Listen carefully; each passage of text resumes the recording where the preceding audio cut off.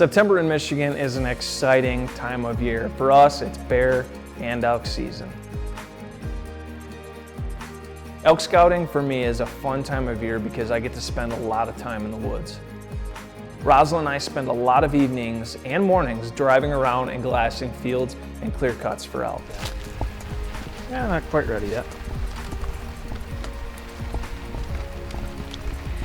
Gold grain corn. Is it good eating corn or no? I'm gonna say no.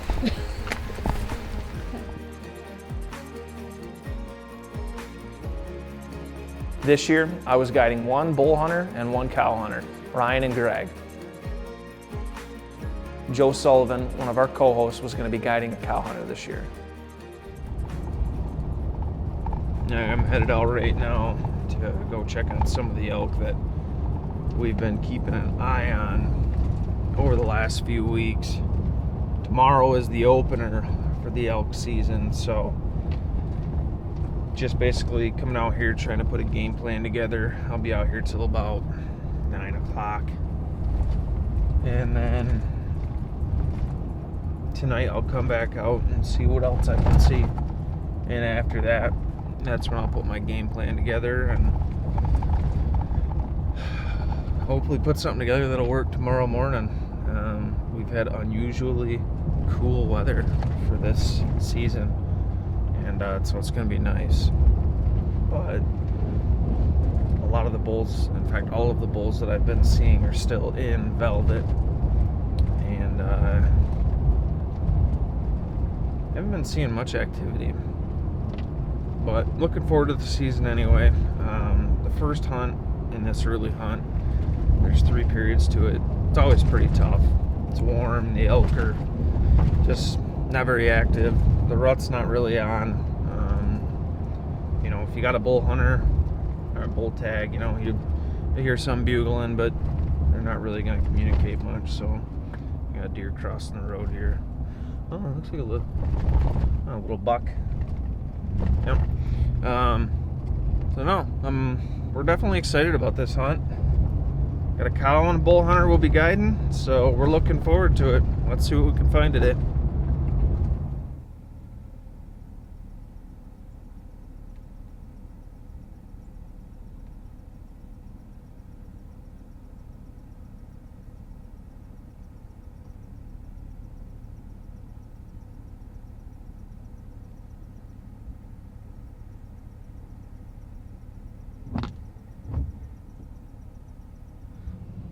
Oh, we ran into a bull. I was just driving down the road checking these clear cuts, and he was just standing on the side of it. 5x5. Nothing super huge. It's pretty good to see that the elk are moving. He's obviously going in there for a reason. Hopefully there's some cows in there with him.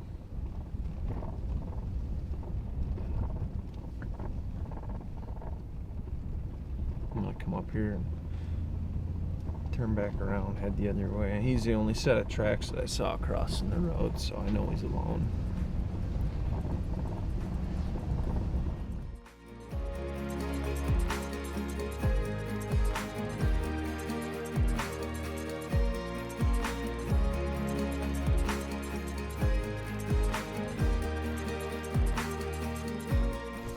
All right, we had to move our position here. Down in the bottom there, and we had like an east wind, but the problem is it was come back around kind of like a toilet bowl, and it was sucking the wind right back out, and it was headed up the west and headed right up the ridge where we want them to come down. So we had to climb up on top of the ridge to get out of that little funnel. So we got a pretty good vantage point right here. It's pretty open, fairly open. There's a bunch of cherry trees in here, so I mean if a bull or a cow comes through here, we're gonna have to pick it apart and pick our shooting lane. So we got Dan and Rosalind still set up down there. Joe's gonna head back to the field with another hunter and keep an eye on the field behind us, so just in case they do skirt us. Let's get after it, man. Let's get an elk down tonight.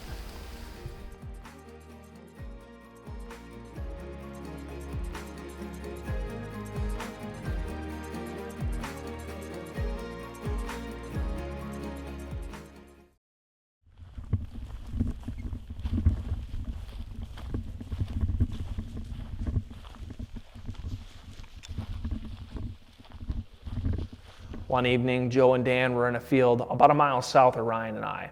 Joe texted me and said that there was a bull in the field. Ryan and I got up and ran to the field Joe and Dan were sitting on.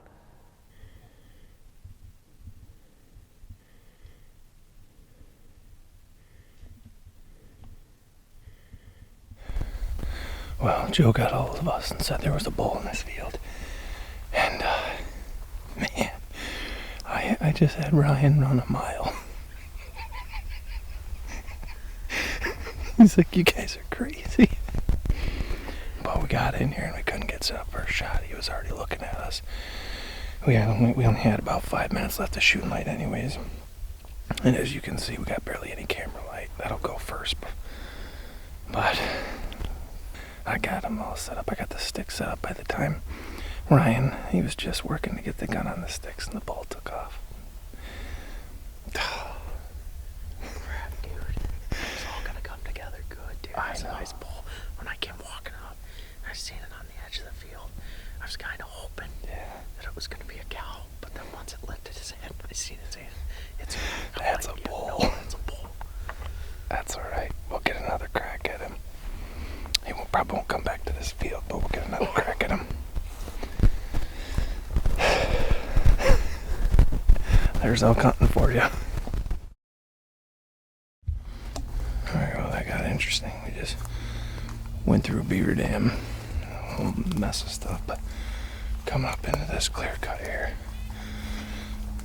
Reason why I came in this way is tougher, but we had the wind in our face the whole way, so even if something hurt us coming, they can't smell us, and that's the number one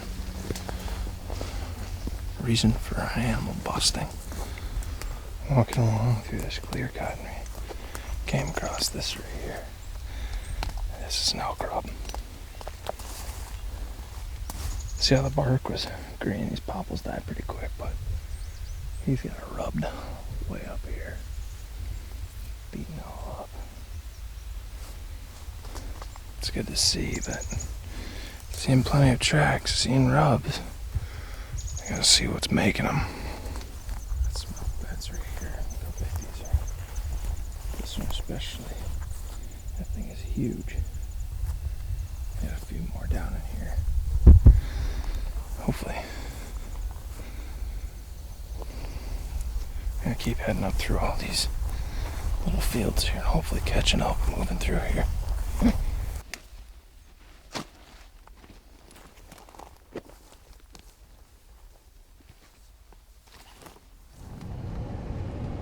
Alright, we got a whopping 84 degrees on the dash right now, so it's not going to make for a good night of setting, but we're going to go get Greg and his dad set up in a spot. And then Dan's going to come.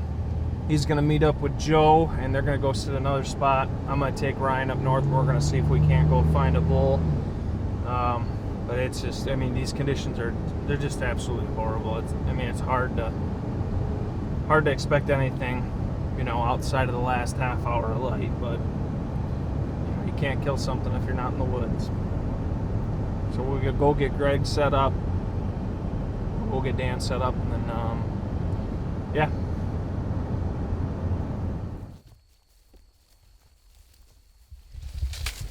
Alright, we actually had a tree that was down right here.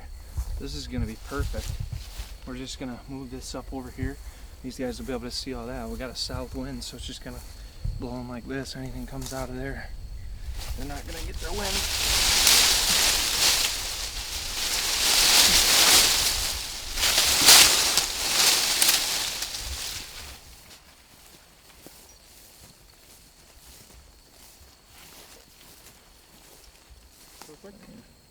But alright guys, good to go? Yeah. Alright, good luck. Thank you. Yep. See you in a couple hours. You gotta be a good luck charm for him, alright? Yeah. I got 3 pennies I found this week, all heads up. That's what's gonna do it. Alright. Alright. We got these guys all set up. We're gonna leave them here. They're gonna hunt here tonight. And we're gonna take Ryan out. So obviously if these guys get an elk, we're gonna get the recovery, but all the cameras are up with the guys at bear camp, so hopefully these guys can stay cool and get an elk. All right, guys. Good luck. We'll meet back up at the firehouse at dark. So Rosalind, Ryan, and I went to another location to see if we could get on a bull. Hold though, I saw these yesterday morning, but there's no tracks coming back out, so it means they're staying in here. It's a cow track though, one up there or a bull track. All right, let's head back up to the truck. We got to one location where I always seem to see elk. I had some trail cam pricks leading up to the season that convinced me to keep an eye on the area. As these bulls were coming into the peak rut, they move around a lot. And after seeing beds that morning, I knew a bull would make his way into that area sooner or later. We're just gonna walk real slow through all this glass down here in the back over there, and then once we get to the end, we'll get through the woods there, pop out the back, and I want to get in a position where we can see that water hole.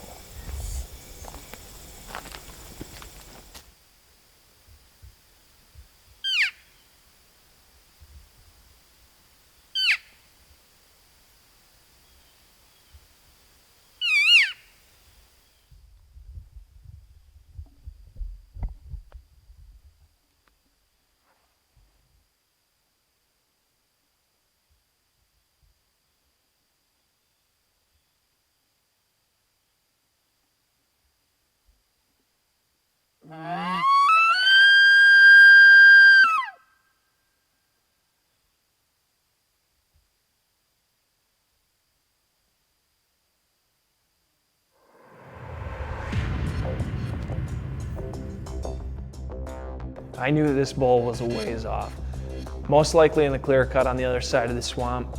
So I wanted to close the distance on this bull to make sure he didn't get in the swamp or he'd be able to get our wind.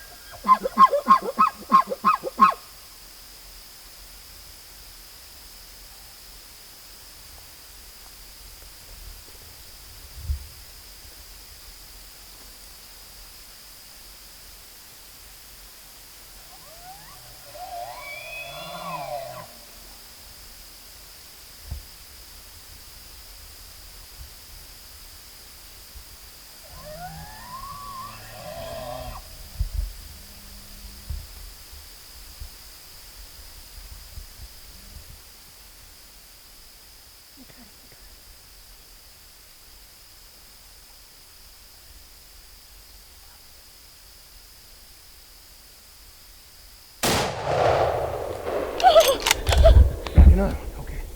Hold on him, stay on him, stay on him. Stay on him. Just in case he gets up.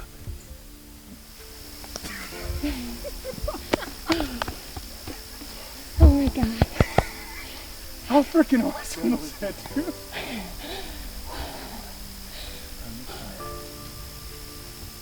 Oh my god.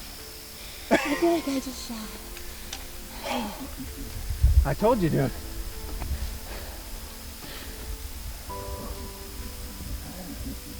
You're not gonna be able to cut out my video.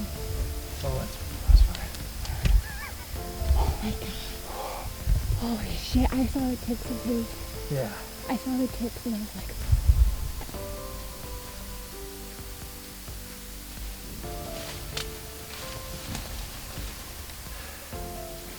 Give me your phone. Hell of a job, bud. Oh, man.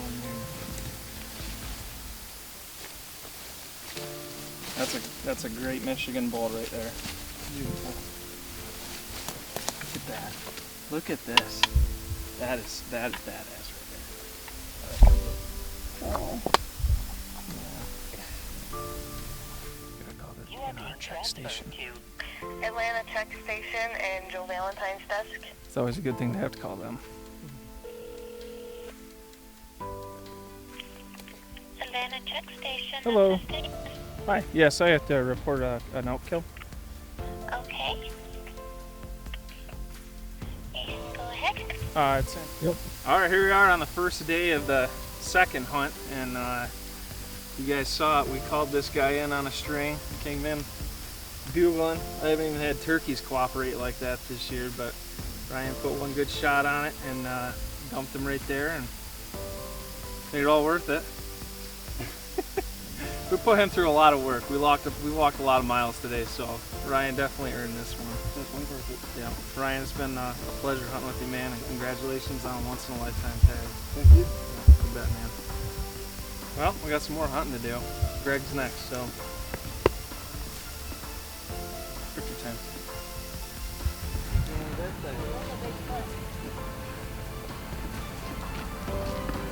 Before you do some work, Steve, how was the ride up? Yeah. Hey. Congratulations to Ryan. That's a great Michigan bull. It was a pleasure to be a part of your once-in-a-lifetime hunt.